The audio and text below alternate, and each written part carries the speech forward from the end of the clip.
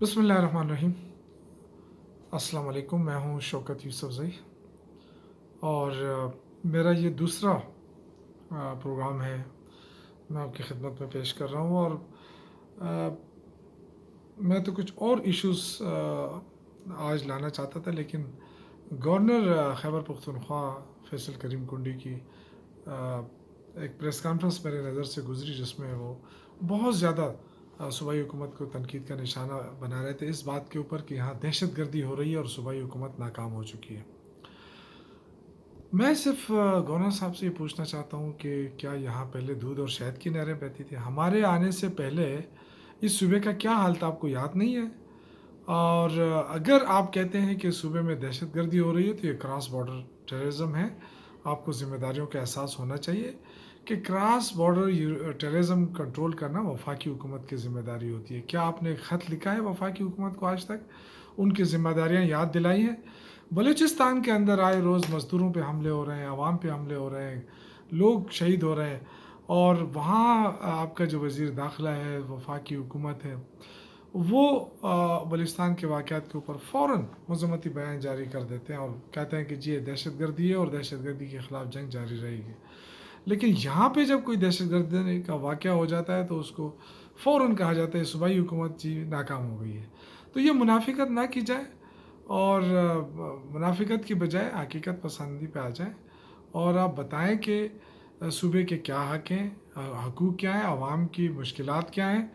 تو آپ صرف گورنر کا جو ہے نا پروٹوکول لے کے، اگر آپ صرف یہ ذمہ داری آپ کو دی گئی ہے کہ صرف الیمین گنڈاپور کو تنقید کا نشانہ بنانا ہے، ان کی حکومت کو، تو یہ اس سے کوئی فرق نہیں پڑے گا، لیکن آپ کا امیج جو ہے وہ تباہ ہوتا جا رہا ہے، آپ کا امیج گر رہا ہے۔ لوگ جو ہے وہ آپ کا مذاق اڑانے لگے ہیں کہ گورنر کا صرف یہی کام رہ گیا ہے، اس نے اب تک کیا کیا ہے، صوبے کے عوام کے حق کے لیے کون سی آواز اٹھائی ہے؟ اور بلوچستان میں کس کی حکومت ہے؟ پیپلز پارٹی کی حکومت ہے نا۔ تو اگر پیپلز پارٹی کی حکومت ہے اور وہاں پہ دہشت گردی ہو رہی ہے تو یہ پھر آپ کہیں نا کہ جی حکومت ناکام ہو گئی ہے، وہ صوبائی حکومت، لیکن وہاں نہیں، وہاں پہ یہ بات نہیں ہوتی ہے۔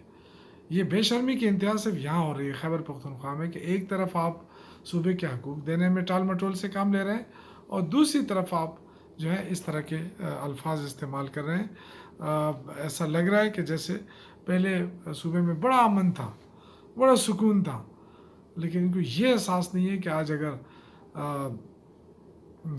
جو سرمایہ کار اگر ملک چھوڑ کر جا رہے ہیں تو وہ دہشت گردی کی وجہ سے نہیں، امن و امان کی خرابی کی صورتحال کی وجہ سے نہیں، حکومت کی غلط پالیسیوں کی وجہ سے وہ جا رہے ہیں۔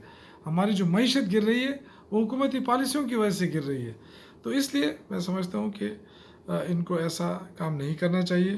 اور دوسری بات یہ کہ کہتی جی حکومت کرپشن کر رہی ہے، بہت زیادہ کرپشن ہو رہی ہے۔ آپ کے منہ سے کرپشن کی بات اچھی نہیں لگتی ہے، اس لیے کہ آپ تو کرپشن کے بادشاہ کے پیروکار ہیں۔ آپ کے منہ سے کہاں کرپشن اچھی لگتی ہے؟ آپ تو میں سمجھتا ہوں کہ آپ کو کسی نے بتایا نہیں ہے کہ صوبے کو گورنر جو ہے وہ کیسے صوبے کو چلاتا ہے اور اس کا کیا رول ہے۔